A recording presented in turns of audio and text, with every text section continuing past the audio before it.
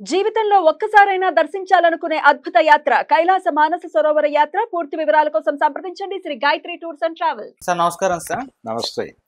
Sir కార్మికుల సమస్యలు అయితే ఇంకా తీరిపోయినట్టుగానే కనిపిస్తుంది సార్. అంటే నిన్న ప్రొడ్యూసర్స్ మాట్లాడారు, మేము వేతనాలు పెంచే దిశగా వెళ్ళట్లేదు, విడతల వారీగా పెంచుతామన్నట్టుగా వాళ్ళు మాట్లాడారు.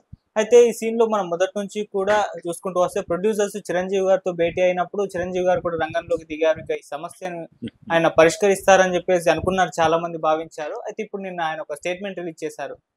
అంటే ఈ విధంగా ఎవరు కూడా ఫెడరేషన్ వాళ్ళు నన్ను కలవలేదు, 30% పెంచుతానని చెప్పేసి నేను కూడా ఎక్కడ చెప్పలేదు, కాకపోతే ఆ రకంగా ప్రచారం జరుగుతుంది, ఏదైనా తుది నిర్ణయం ఫిలిం ఛాంబర్దే అని చెప్పేసి చెప్పారు. మరి ఇప్పుడు ఛాంబర్ తీసుకునే నిర్ణయమేనా? ఇప్పుడు ఇండస్ట్రీ పెద్దలుగా అంటున్న బాలకృష్ణ గారు కానివ్వండి, లేకుంటే చిరంజీవి గారు కానివ్వండి, వీళ్ళు సార్ట్ అవుట్ ఇప్పుడున్న పరిస్థితుల్లో చేయలేరా? మరి సమస్య మీరేం చెప్తారు సార్? అంటే దీనిలో ఉన్న ప్రాబ్లం ఏంటంటే వాళ్ళు ప్రొడ్యూసర్ల లెక్క ప్రకారం కార్మికులు ఖచ్చితంగా ప్రస్తుతానికి పెంచకపోయినా బుద్ధిగా షూటింగులకు హాజరు కావాలి, సినీ కళామ తల్లిని కాపాడుకోవాలి. ఈ కాపాడుకోవటం అనేటువంటి యజ్ఞానికి నిర్మాతే ప్రధానమైనటువంటి ముడిసరుకు. ఆయన్ని కాపాడుకోకపోతే సినిమా మరణిస్తుంది. ఇలాంటి స్టేట్మెంట్ ఇవ్వాలనేది ఛాంబర్ ఉద్దేశం, నిర్మాతల మండలి ఉద్దేశం. ఆ స్టేట్మెంట్ ఇస్తే హీరో కదా ఆయన చిరంజీవి గారు. హీరో అంటే పీడితులని దళితుల్ని కాపాడేటువంటి వాడు, కష్టాల్లో ఉన్న వాళ్ళని కష్టాల్లో నుంచి గట్టెక్కించేవాడు. ఎండమూరి వీరేంద్రనాథ్ గారి భాషలో చెప్పాలంటే అనాథల్ని ఆపదల నుంచి యువతలకి ఈడ్చేవాడు హీరో అన్నాడు ఆయన ఒక చోట. అలాగా ఆ అనాథల్ని ఆపదల నుంచి యువతలకి ఏడవటం అనే కార్యక్రమానికి గండి కొట్టేసి ఎవరైతే పెట్టుబడిదారులు ఉన్నారో పెట్టుబడిదారుల కొమ్ము కాసినట్టు అవుతుంది. అందుకని అలా కాదు, వీళ్ళ తరఫున మాట్లాడితే లేదు 30% ఇవ్వటం పద్ధతే, ఇచ్చేసేయండి ఇమ్మీడియట్గా. వాళ్ళు అడుగుతోంది 30% అని మీరు ప్రొజెక్ట్ చేస్తున్నారు, కానీ వాళ్ళు ఏడాదికి 10% కదా అడుగుతోంది. మీరు 3 ఏళ్ల నుంచి ఇవ్వకపోవడం వలన 30 అయింది. కాబట్టి ఏడాదికి 10% పెంచేస్తే ఈజీగా అయిపోయేది కదా. ఎందుకు ఇంతకాలం పేరబెట్టుకుని ఇలా హింసిస్తారు వాళ్ళని? ఇచ్చేయండి పద్ధతి కాదు అంటే కార్మిక జన పక్షపాతిగా నిలబడతాడు, కానీ నిర్మాతల పట్ల ఆయన కొంత ఇబ్బంది పెట్టినట్టు అవుతుంది. ఆయనకి రెమ్యూనరేషన్ అడిగినంత ఇచ్చి మోస్తున్నటువంటి ఆయన్ని కానీ ఆయన హీరో కుటుంబాన్ని కానీ, ఆయన కుటుంబంలోనే చాలామంది హీరోలు ఉన్నారు, వాళ్ళ గురించి అంటలేదు. హీరో కుటుంబం అని ఒకటి ఉంది కదా, తెలుగు సినిమా హీరో కుటుంబానికి ఆయన పెద్ద. ఆ కుటుంబానికి ఇబ్బంది కలిగించిన వాడు అవుతాడు. అందుకని ఆయన ఇటు అటు కాకుండా ఒక మధ్య మార్గం ఎంచుకుని, నిర్మాతలు వచ్చి నన్ను కలిశారు, ఫెడరేషన్ వాళ్ళు వచ్చి నన్ను ఇంకా కలవలేదు అనే ఒక వెసులుబాటు చూసుకుని మీరు తేల్చుకోండి, నన్ను ఇన్వాల్వ్ చేయకండి అన్నది. అది ఆయన అభిప్రాయం, ఆలోచన పద్ధతి. నిజానికి నిర్మాతలు చాలామంది ఓవర్ స్టేట్మెంట్లు ఇస్తున్నారు. పెద్ద నిర్మాతలు ఏమంటున్నారంటే, వీళ్ళు ఇప్పుడు గనక వీళ్ళు చెప్తున్నటువంటి రేట్లు మేము ఓకే చేసేస్తాం, మాకు ఇబ్బంది లేదు, మేము ఓకే చేసేస్తాం, కానీ ఇవే ప్రైసెస్ చిన్న నిర్మాతలు ఇవ్వాలంటే వాళ్ళు చాలా కష్టాల పాలవుతారు. వాళ్ళని గురించి తలుచుకుని కడుపు తరుక్కుపోయి మేము రేట్లు పెంచట్లేదని మాట్లాడుతున్నారు. ఇది ఒక దుర్మార్గమైన ఎత్తుగడ. ఇంకొక దారుణమైన ఎత్తుగడ ఏంటంటే, ప్రొడ్యూసర్స్ వైపు నుంచి వినిపిస్తున్నది స్కిల్డ్ అన్స్కిల్డ్ అన్నట్టు మాట్లాడుతున్నారు. ఈ స్కిల్డ్ లేబర్కి మేము ఎలాగూ రెమ్యూనరేషన్లు ఇస్తున్నాం, అది ప్రతి సినిమాకి పెంచుతున్నాం. సినిమాకి వాళ్ళ అవసరం అనుకుంటే వాళ్ళకి డబ్బులు ఇచ్చి తీసుకుంటాం అంటున్నారు. స్కిల్ లేని వాళ్ళు ఎవరు? వీళ్ళ దృష్టిలో బరువులు మోసేవాళ్ళు, అక్కడికి సెట్టింగులు అట్టలు మోసేవాళ్ళు, అలాగే క్రెయిన్ కింద బరువులు పెట్టి ఆ బరువులు మోసేవాళ్ళు. క్రెయిన్కి బరువులు పెట్టాలి కదా, అది లేవాలంటే ఆ బరువులు మోసుకుంటూ ఒకటి జరగాలి. సంచిలో ఉంటాయి అవన్నీ, ఆ మూటలోంచి తీసి కెమెరామెన్ చెప్పినప్పుడల్లా తగిలిస్తూ ఉండాలి, లేదు తీసి సంచిలో వేసుకోవాలి. ఈ పనులు చేసేవాళ్ళు, క్రెయినులు తోసేవాళ్ళు, ఆ పట్టాలు వేసేవాళ్ళు, కెమెరా ముందు పట్టాలు వేసేవాళ్ళు, వీళ్ళందరూ వీళ్ళ దృష్టిలో స్కిల్ లేనాడు.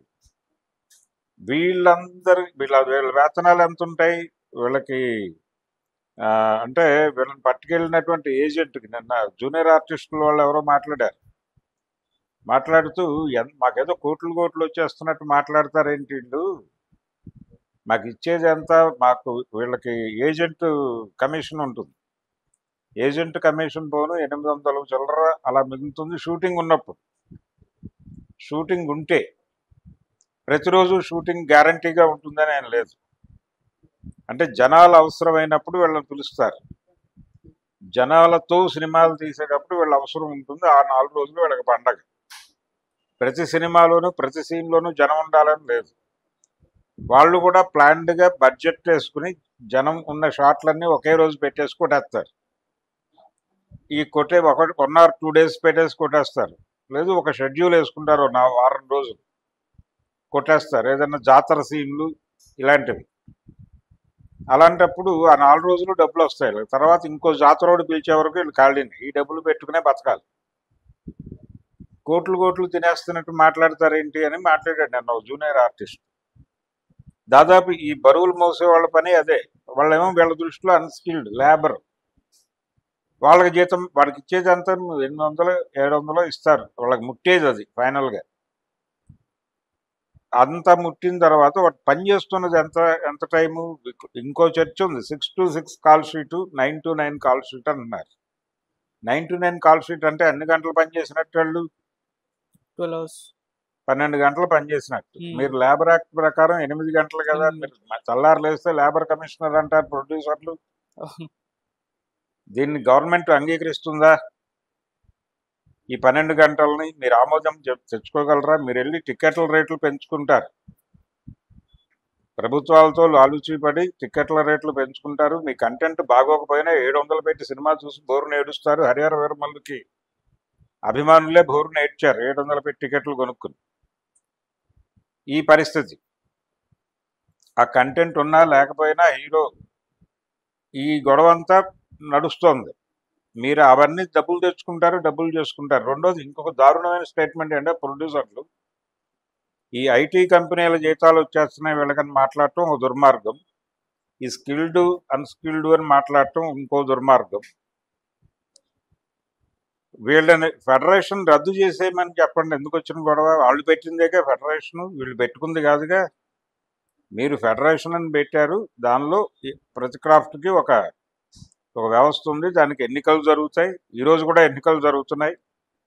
ఈ ఎన్నికల్లో గెలిచిన వాళ్ళు కొన్ని నిర్ణయాలు తీసుకుంటారు. ఫెడరేషన్ నిర్ణయాలుగా ప్రొడ్యూసర్ల దగ్గరికి వెళ్తాయి. ప్రొడ్యూసర్తో చర్చించి సమస్యలు రాకుండా పని సజావుగా జరగటం కోసం ఈ వ్యవస్థలన్నీ పెట్టుకున్నారు. తీసేయమని చెప్పండి, ఫెడరేషన్ రద్దు అని ఒక ప్రకటన చేసి మొత్తం మేము ఏ రోజు ఎవడవసరం అయితే ఆయన పెట్టుకుంటామని చెప్పేసి, జూనియర్ ఆర్టిస్టులు లేదు, సీనియర్ ఆర్టిస్టులు లేదు, ఎవరైనా ఆర్టిస్టే, వాళ్ళ టాలెంట్ని బట్టి డబ్బులు ఇస్తాము అని పెట్టేయండి. ఇప్పుడు మన తెలుగు యూనివర్సిటీ ముందు పొద్దున్నే నిలబడతారు జనాలు. అలా మీరు రకరకాల ఏరియాలు ఉన్నాయి, అక్కడ నుంచి మనుషులను తెచ్చి ఆ బరువులు మోసే పనులు వాళ్ళతో చేయించుకోండి. కాదన్నది ఎవరు మీరు తీసేస్తే దండం పెట్టేసి వెళ్ళిపోతారుగా అందరూ. దీనికి రీజన్ ఏం చెప్తున్నారు వాళ్ళు? ఈ సినిమా పరిశ్రమ చాలా కష్టాల్లో ఉంది, నష్టాల్లో ఉంది, నిర్మాతకి డబ్బులు రావడం లేదు, అదేమిటది థియేటర్లో 10 మంది ఉండటం లేదు అని మాట్లాడుతున్నారు. షోకి 10 మంది, 4 షోస్కి 40 మంది కంటే 50 మంది కంటే ఉండటం లేదు అని చెప్తున్నారు. కంటెంట్ బాగున్న సినిమాలకు జనం వస్తున్నారు అనేది వాస్తవం. ఇప్పుడు ఆ కన్నడ నుంచి డబ్ అయిన సినిమా ఉంది నరసింహస్వామి 3D ఫిలిం. అది జనం చూస్తున్నారు. హాలిడే మూడ్లో వెళ్ళి జనాలు పిల్లలతో వెళ్ళి సరదాగా కూర్చుని థియేటర్లో చూస్తున్నారు. 3D effect. అది సినిమా కంటెంట్ పరంగా అద్భుతంగా ఉందని నేను చెప్పను, కానీ ఆ సినిమా చూస్తున్నారు, ఎంజాయ్ చేస్తున్నారు పిల్లలు. వాళ్ళ పద్ధతిలో వాళ్ళకి ఎక్కుతోంది సినిమా. అది పాత భక్త ప్రహ్లాదతో పోల్చదగ్గ సినిమా అయితే కాదు, కానీ పర్లేదు. ఈ జనరేషన్ పిల్లలకి వీళ్ళ ట్యూన్కి తగ్గట్టుగా ఉంది సినిమా. అలా మీరు కనెక్ట్ అయ్యే సినిమాలు తీస్తే జనం వస్తున్నారుగా థియేటర్లకి. మీరు తీయకపోవడం వలన కదా జనం రావట్లేదు, సరైన సినిమాలు తీయకపోవడం వలన అనేది ఒక గొడవ అయితే, థియేటర్కల్ రైట్స్ అనేవి ఒకప్పుడు అమ్మేవాళ్ళు. ఒకప్పుడు అది మాత్రమే, కౌంటర్లోంచి వచ్చే డబ్బులు సినిమాకి రిటర్న్స్. ఇప్పుడు సినిమా రకరకాల ప్లాట్ఫామ్స్ మీదకి విస్తరించి సినిమా వ్యాపారం జరుగుతోంది కదా. మీకు థియేటర్ వ్యాపారం నడవట్లేదు. ఈ థియేటర్కి రావాల్సిన వాళ్ళు ఓటీటీకి వెళ్తున్నారు, ఓటీటీలో అమ్ముకుంటున్నారుగా మీరు. అక్కడ డబ్బులు వస్తున్నాయిగా మీకు. ఓటీటీలో 5-6 భాషల్లో అమ్ముతున్నారుగా, 5-6 భాషల డబ్బులు వస్తున్నాయి కదా. 5-6 భాషలకి కలిపి ఒక రేట్ ఏదో మాట్లాడతాడు అనుకోండి. శాటిలైట్ హక్కులు కూడా రకరకాల భాషల్లో అమ్ముతున్నారు కదా. ఇప్పుడు ఆ జీవాళ్ళ తాలూకా రకరకాల భాషలు ఉన్నాయి. ఆ భాషల్లోకి వెళ్ళి పెడితే తెలుగు సినిమా ఆ భాషలో 70 ప్రసారం అవుతూ ఉంటుంది. లేకపోతే ఇంకో తమిళ సినిమా ఏదో 70 అయిపోయి ఆ భాషలో పంజాబీలో తెలుగు సినిమాలు ప్లే అవుతూ ఉంటాయి. ఇలాంటి పరిస్థితుల్లో మీరు వీటన్నిటికీ డబ్బులు పొందుతున్నారు కదా. కౌంటర్లో నుంచి రావడం లేదు అనేదే గొడవ తప్ప మిగిలిన చోట్ల నుంచి డబ్బులు ఎంతో కొంత వస్తున్నాయి కదా మీకు. కంటెంట్ బాగుంటే అది థియేటర్ అనేది జస్ట్ ఒపీనియన్ గ్రాప్ చేసేటువంటి సెంటర్గా మారింది. అక్కడ ఒపీనియన్ పాజిటివ్గా బిల్డ్ చేసుకుంటే ఇతర వ్యాపారాలు సజావుగా నడుస్తున్నాయి కాబట్టి థియేటర్ ఉండాలి. మల్టీప్లెక్స్లు బాగానే ఉంది, మల్టీప్లెక్స్లో వేసే షోస్ వాటికి వచ్చే రెస్పాన్స్ అది పర్లేదు అన్నట్టుగా ఉంది. ఆ ఆడియన్స్ వేరే, అసలు అది వేరే వర్గం, ఆ క్లాసు దానికి ఎడుతోంది. సింగిల్ స్క్రీన్ ఆడియన్స్ని ఓటీటీలకు తరలించాలని అనుకున్నారు, వాళ్ళు ఓటీటీలకు తరలటం లేదు. అది మీ ప్రాబ్లం. ఓటీటీలకు తరలకుండా దొంగ మార్గాల్లోకి మరలిపోయి సినిమా చూసేస్తున్నారండి. అక్కడ ఇక్కడ డౌన్లోడ్ చేసుకుని చూస్తున్నారు. దాన్ని అరికట్టుకోండి. అది నష్టం నివారించుకుంటే వీళ్ళు ఎక్కడో చోట అకౌంట్ ఫర్ అవుతారు. వాడి సినిమా చూడటం ద్వారా మీకు రూపాయో, ₹1 ₹10 డబ్బులు వస్తాయి. వాడు ఓటీటీకి షిఫ్ట్ అయితే, లేదు శాటిలైట్కి షిఫ్ట్ అయితే మీకు డబ్బులు వస్తాయి. అది మీరు చెక్ చేసుకుని మీరు చేసుకోవాల్సిన గొడవ. కాబట్టి డబ్బులు రావడం లేదు అనే మాట తప్పు. సినిమా వ్యాపారం నడుస్తోంది, అద్భుతంగా నడుస్తోందని చెప్పను. కానీ అన్ని సినిమాలకి ఓటీటీలు కొంటున్నారా, అన్ని సినిమాలు శాటిలైట్లు అమ్ముతున్నారా అనే వితండవాదంలోకి వెళ్తే నేను చెప్పగలిగింది ఏమీ లేదు. కానీ సినిమాకి వ్యాపారం చేసుకోవడానికి 5-6 ప్లాట్ఫామ్స్ కలవు. ఆ ప్లాట్ఫామ్స్ మీద వ్యాపారం చేస్తున్నారు. అందుకోసం మీరు కథలు తయారు చేసుకుంటున్నారు, సినిమాలు తీస్తున్నారు. మీరు బడ్జెట్లు చాలా హెవీగా పెడుతున్నామని చెప్తున్నారు. చెప్పినంత పెడుతున్నారా లేదా అనేది వేరే గొడవ. 100 కోట్లు మా సినిమాకి, 200 కోట్లు అనే మాటలు ఈజీగా వ్యాప్తి చెందుతున్నాయి. మరి ఇందులో మేజర్ షేరు హీరో రెమ్యూనరేషన్లకు వెళ్తుంది. హీరోలు రెమ్యూనరేషన్లు తగ్గించుకుంటే బాగుంటుంది అని నిర్మాతలు సమ్మె చేశారు కదా. 3-4 ఏళ్ల క్రితం, 3 ఏళ్ల క్రితమే సమ్మె చేశారు కదా. మరి హీరోల రెమ్యూనరేషన్ తగ్గించారా? ఏమీ తగ్గలేదు కదా, పెరిగింది తప్ప తగ్గలేదుగా. సినిమాకి పెంచుకుంటూ వెళ్తున్నారుగా. వీళ్ళకి ఇవ్వడానికి ఏంటి తెగులు? కష్టాలు, నిర్మాతల కష్టాలన్నీ ఎకరువు పెడతారు. కష్టాలు ఉన్నాయి, మేము కాదంటలేదు. ఇది ఎలా ఉంటుందంటే ఆర్గ్యుమెంటు, నువ్వు ఒక TVS 50 వేసుకుని వస్తావు ఫిలిం నగర్ నుంచి షూటింగ్ స్పాట్కి, అదొక 35 కిలోమీటర్లు ఉంటుంది. ఒక పనోడు TVS 50 వేసుకుని వస్తాడు, అది 80 కిలోమీటర్లు వస్తుంది, లీటర్ పెట్రోల్. రాను పోను లీటర్తో వచ్చి వెళ్ళిపోతావు నువ్వు హ్యాపీగా. కానీ నిర్మాత గారి బెంజ్ కారు అక్కడికి రావాలంటే లీటర్ పెట్రోల్ కొట్టిస్తే వెళ్తుంది. అది లీటర్కి 2 కిలోమీటర్లు, 1 కిలోమీటరు వెళ్ళేటువంటి కార్లు అవి. అంటే 40 కిలోమీటర్లు రావాలంటే 40 లీటర్ల పెట్రోల్ కొట్టించుకోవాలి. వెళ్ళి రావాలంటే 80 కిలోమీటర్లు అంటే 80 లీటర్ల పెట్రోల్ కొట్టించుకోవాలి. ఎంత కష్టం! అది వాళ్ళు ఎంత కష్టపడుతున్నారు, ఎంత ఖర్చు పెట్టుకుంటున్నారు. నువ్వంటే ఏదో చెట్టు కింద రూపాయి పావలా భోజనం చేస్తావు, లేదా సైకిల్ మీద ఎవడో టిఫిన్ అమ్ముతుంటే తినేస్తావు గబుక్కున్నారు, ఇబ్బంది లేకుండా. కానీ ప్రొడ్యూసర్ గారు స్టార్ హోటల్కి వెళ్ళి కూర్చుని ఒక రైటర్ని పిలిచి వారికి పెట్టించి వీరు తింటూ వారితో మాట్లాడాలి. అక్కడ ఎంత ఖర్చు అవుతుంది? టీ 300 రూపాయలు. ఎంత డబ్బులు ఖర్చు పెడుతున్నారు వాళ్ళు సినిమా కోసం? వాళ్ళ కోసం మీరు మొత్తం త్యాగం చేసి ఊడిగం చేయండి అన్నట్లు మాట్లాడుతున్నారు. చాలా ఒళ్ళు బలుపు ప్రకటనలు వస్తున్నాయి ప్రొడ్యూసర్ల వైపు నుంచి. అంత మాట్లాడక్కర్లేదు. ఇప్పుడు ఆ 9 to 9, 6 to 6 call sheet okay అయితే 15% అంగీకరించే ఛాన్సెస్ ఉన్నాయనేది ఒక మాట బయటకు వచ్చింది. అయితే అది పూర్తి వాస్తవం కాదు అనేది కూడా జరుగుతోంది. మ్యాక్సిమం అంటే 20 దగ్గర ఎక్కడో తేలుతుంది. తేలటానికి సంబంధించిన క్లారిటీ నాయకులకు ఉన్నట్టుంది. ఎందుకంటే ఈరోజు కూడా ఎన్నికలు జరుగుతున్నాయి ఒక యూనియన్కి. ఎన్నికలు జరుగుతున్నాయంటే అక్కడ సినిమా మరీ అంత దరిద్రంగా లేదనే అర్థం చేసుకోవాలి కదా. కాబట్టి మ్యాక్సిమం 1 or 2 daysలో సెటిల్ అయిపోతుంది ఇది. కాకపోతే చిరంజీవి గారు, బాలకృష్ణ గారు వీళ్ళు పెద్ద హీరోలు కాబట్టి వాళ్ళ దృష్టికి విషయాన్ని తీసుకెళ్లారు. వాళ్ళు ఒక మాట చెప్తే బాగుంటుంది కార్మికులకి అని కూడా అనుకుని ఉంటారు. కానీ కార్మికులకు చెప్పడానికి వాళ్ళకు టెక్నికల్ ప్రాబ్లం ఉంది. వాళ్ళు గబుక్కున ఎవరో ఒకళ్ళు బ్రాండ్ చేస్తారు. వీళ్ళు ప్రొడ్యూసర్ల మనుషులు అనే బ్రాండింగ్ చేస్తారు. దానికంటే కూడా కార్మికుల మనుషులు అనిపించుకుంటే బాగుంటుంది, కానీ ఇమేజ్ పరంగా బాగుంటుంది. కానీ అక్కడ సమస్య అవుతుంది. వాళ్ళని సఫర్ చేసిన వాళ్ళు అవుతారు. బడ్జెట్లో సగం పైన వీళ్ళకే ఇస్తున్నప్పుడు వాళ్ళని ఇబ్బంది పెట్టడం ఎందుకు అనేటువంటి ఒక గౌరవభావంతో వీళ్ళు నోరు మెదపలేదు. ఓకే, అందుకని ఈ సమస్య సెటిల్ అయిపోతుంది. కాకపోతే ఎవరి నైజం ఏమిటి అనేది చాలా స్పష్టంగా బయటపడింది.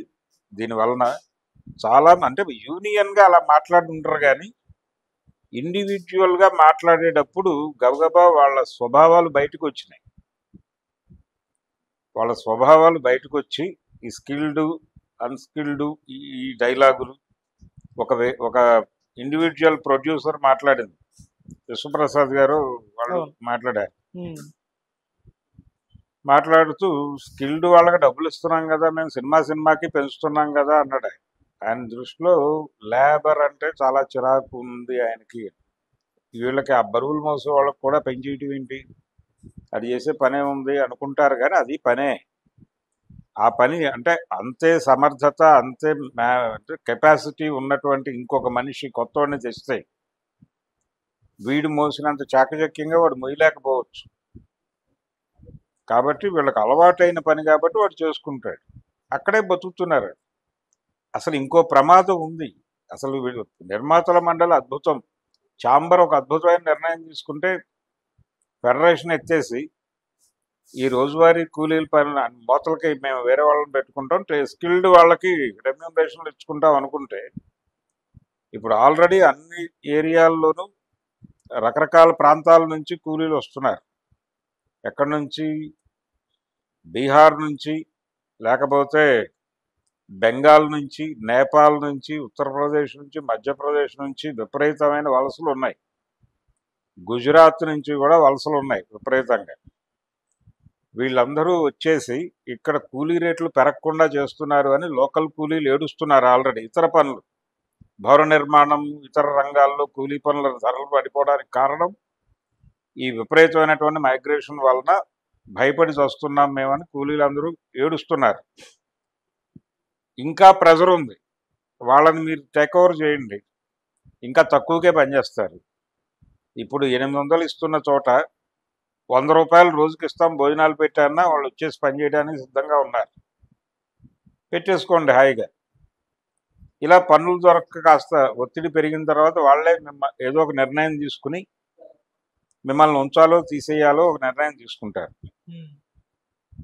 అందుకని అక్కడ దాకా తెచ్చుకోకూడదు అని కొంతమంది పెద్దలు చెప్పడం వలన ఆగుతున్నట్టుంది, కానీ లేకపోతే అది బాగానే ఉంటుంది.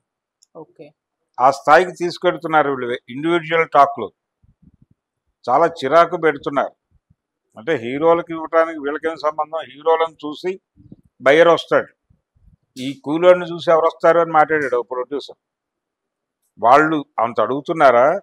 నాకు వరల్డ్ మార్కెట్ ఉంది కాబట్టి 100 కోట్లు ఇవ్వమని ఒక హీరో అడుగుతాడు, మీరు ఇస్తారు. వాళ్ళు 100 కోట్లు అడగట్లేదుగా, వాళ్ళ ముఖం వాళ్ళు లేకుండా మీరు సినిమా చేయగలరా? ఎవరూ లేకుండా మీరు ప్రొడ్యూసర్ గారు హీరో గారు కూర్చుని ఓ సినిమా తీయగలరా? తీయలేరు కదా. వీళ్ళందరూ అవసరమేగా సినిమా తీయడానికి, వారికి మార్కెట్ రావడానికి వీళ్ళందరూ కావాలిగా. ఇప్పటికీ హిందీ సినిమాల వాళ్ళు కూడా వచ్చి ఇక్కడ షూటింగ్లు చేసుకుంటున్నారంటే ఇక్కడ ధరలు రీజనబుల్గా ఉన్నాయనే కదా. ప్రారంభంలో మెడ్రాస్ యూనియన్ల కన్నా ఇక్కడ తక్కువకి మొదలైంది. కొన్ని ట్రేడ్స్లో కొంచెం ఎక్కువ ఉండేది. ఇప్పుడు మెడ్రాసు బాంబేతో పోలిస్తే ఇవి ఎక్కువ ఉన్నాయని అంటున్నారు. ఉంటే ఉండొచ్చు, ఒక ఏరియా దాన్ని బట్టి ఉంటుంది.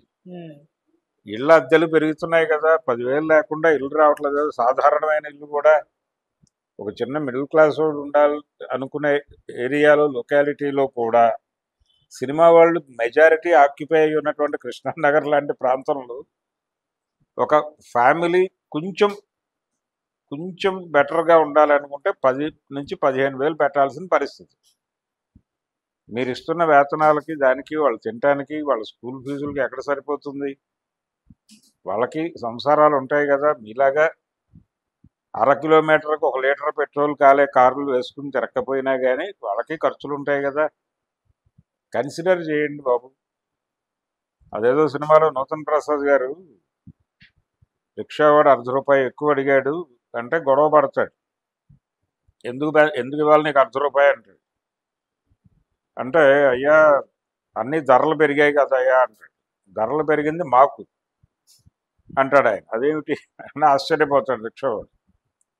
ఇదే చెప్తాడు, నువ్వు ఎక్కడ పడితే అక్కడ తింటావు, హోటల్లో రేట్లు పెరిగినాయి, అవి మాకు కదా ఇబ్బంది, నీకు కాదు కదా, నువ్వు రోడ్డు మీద తినేవాడివి, నీకు ఏమన్నా పెరిగినాయా? నీకు పెరిగినా నువ్వు 10 పైసలకి ఇడ్లీ పెట్టేవాడు ఇంకో 5 పైసలు పెంచి ఉంటాడు, కానీ మాకు అక్కడ ₹1 అయింది ఇడ్లీ, మాకు కదా కష్టం.